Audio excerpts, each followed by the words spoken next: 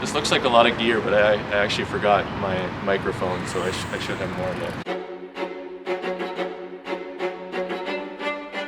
This week's challenge is going to be a fun one. It involves history, but don't click away just yet. It's the fun kind of history. I recently happened upon this article that had some really cool old pictures of Uptown Waterloo. Like, we're talking over 100 years ago.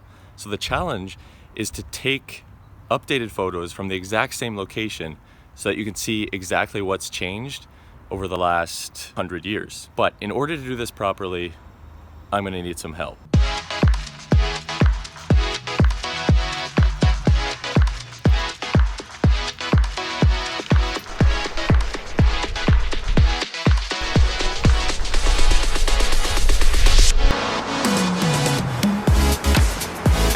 This is my friend Trent. He's a very talented photographer and cinematographer, and he's gonna help me out with today's challenge.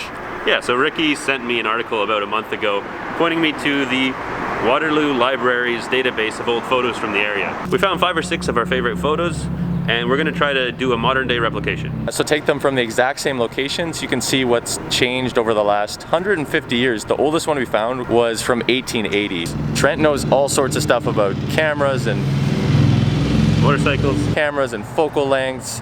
I don't know cameras. Also, he has a drone, so yeah, we can replicate an aerial shot. Let's do it.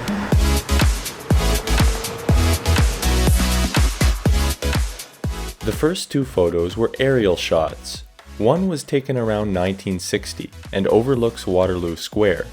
The other was taken from the top of the BMO building in 1972. The idea with this challenge was to take the photos from the exact same location, or at least as close as possible. Since we didn't have an airplane or permission to climb the BMO building, we did our best to replicate these aerial shots using Trent's drone.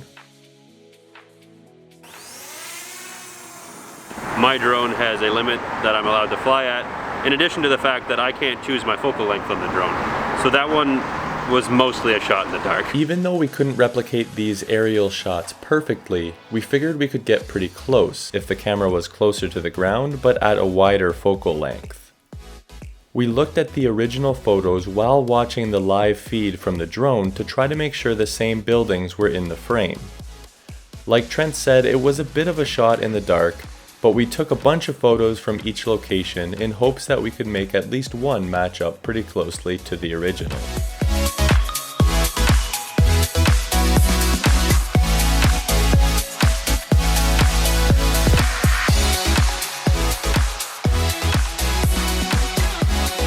Then it was on to the street level photos.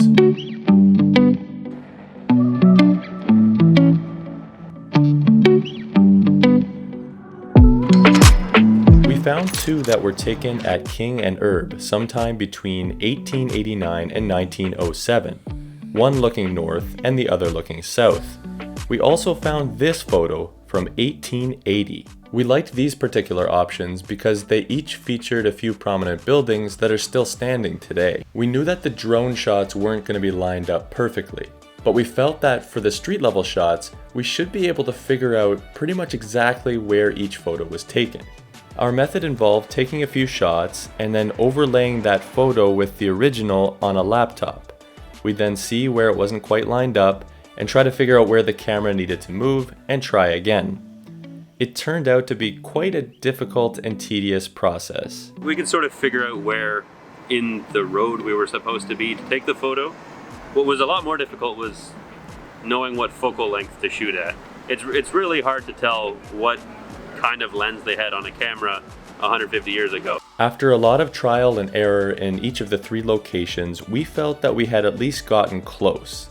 And with a little bit of playing around in Photoshop, we came up with 5 pretty cool then and now photos from Uptown Waterloo.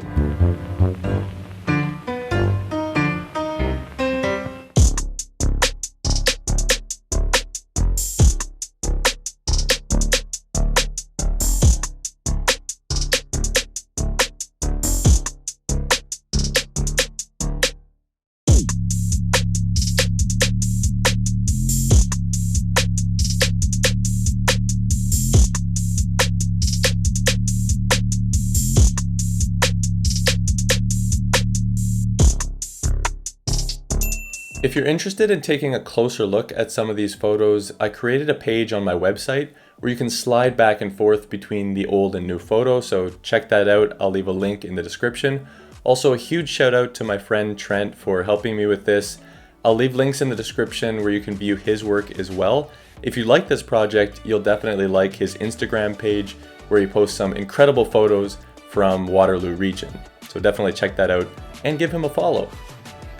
Hope you enjoyed this video. If you liked it, hit that thumbs up button. That would make my day. And I think that's it for me. I'll just leave you yet with a very awkward fist bump.